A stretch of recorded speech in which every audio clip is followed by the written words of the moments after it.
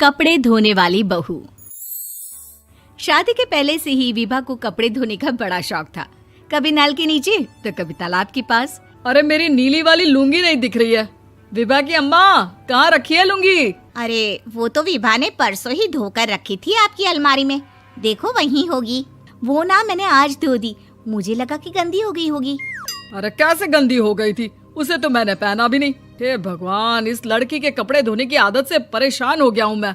जितना तो घर में राशन नहीं आता, उससे कहीं ज्यादा डिटर्जेंट पाउडर का खर्चा है।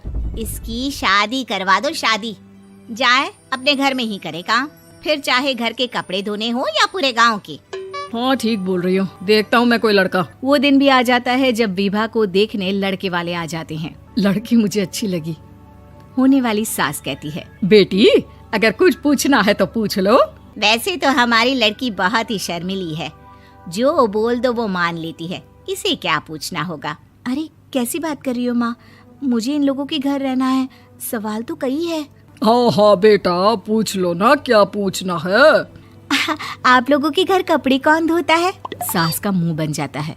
देखो, अगर तुम ये कहना चाहती हो कि तुम्हें कपड़े धोने नहीं आते तो सुन लो, कपड़े मैं ही धोती हूँ, लेकिन तुम्हारे आ जाने के बाद मैं रुमाल तक नहीं धोऊंगी। अरे चुप रहना भाग्यवान, बहू बेचारी घर आई नहीं, उसे डराना शुरू कर दिया। वो क्या है ना बिटिया, अभी तक तो ये कल्लू की माँ ही धोती थी, लेकिन अब तुम्हारे पापा तो दहेज में वॉशिंग मशीन देंगे ही। तभी विभा की माँ बोल पड़ती है, सवाल भी पूछा तो क्या। वैसे भाई साहब, मशीन की तो फिर भी कपड़े धोने की कैपेसिटी होती है। मतलब जो बिटिया दे रहे हैं ना विभा, इसे कपड़े धोने का बहुत शौक है। ये आप लोगों के क्या, आस पड़ोस गांव मोहल्ले सबके कपड़े धो दे और उफ तक ना करे। बाहर देखा नहीं आपने कितने कपड़े सूख रहे हैं?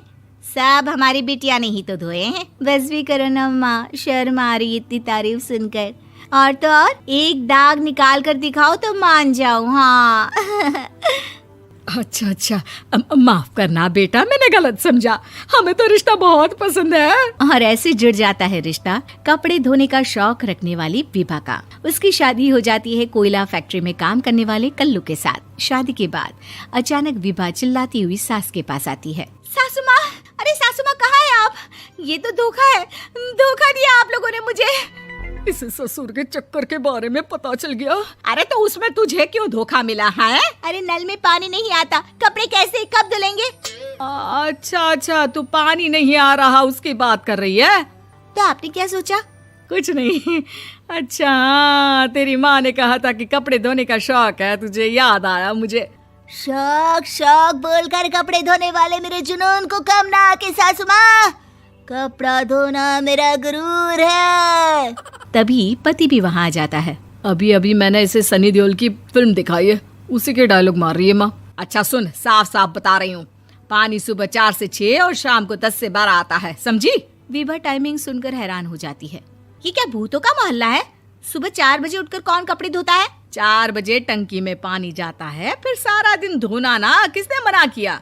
अरे कैसी बात कर रही हैं? 200 लीटर की टंकी में कितने कपड़े धो लूंगी मैं? सुबह ही उठ जाऊंगी मैं। अब क्या था, विभा सुबह 4 से लेकर रात के 12 बजे तक कपड़े ही धोती रहती। एक रोज सास पड़ोस से निकलकर कहीं जा रही होती है कि साथ वाली कहती है, हाँ कल्लू की माँ, जरा ये बताओ कि 2 साड़ी है, 2 ब्लाउज और एक पेटीकोट और एक नाड़े वाला लंबा कच्छा।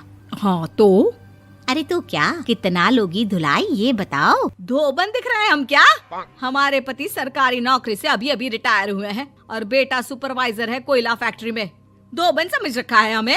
हाय रे कल्लू की अम्मा, माफ कर दो, वो तो मोहल्ले में यही सब बता रहे थे कि तुमने बहू को कपड़ा धुलवाने के काम में लगा दिया है। सास को पड़ोसन की बात सुनकर गुस्सा आ जाता है। वो घर पहुंचती है जहां घर के बाहर ही इतने सारे कपड़े सूख रहे होते हैं जितने कि किसी धोबन के घर पर। अरे ओ कल्लू की दुल्हन, बाहर निकल।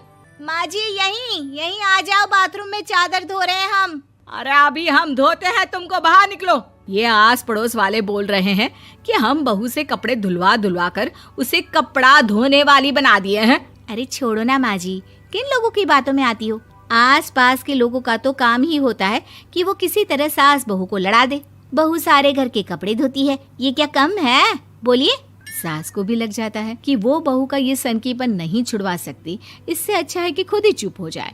एक रोज सास और बहू मंदिर जाते हैं, जहाँ सास की साड़ी वहाँ खड़ी भीख मांगने वाली से मिलती है। माँ जी क्या बात है, आपकी साड़ी उस भिखारन से कितनी मिल रही है ना? हाँ हाँ, देखो तो दोनों की साड़ी मिल रही है। क्या बात है कल्लू की अम्मा, तुम खुद को तो अफसर की बीवी बताती हो और ऐसी सिंपल सी प्लेन साड़ी पहनकर घूमती हो। सिंपल और प्लेन नहीं है ये साड़ी। तो क्या सोने के धागे से फूल बने हैं?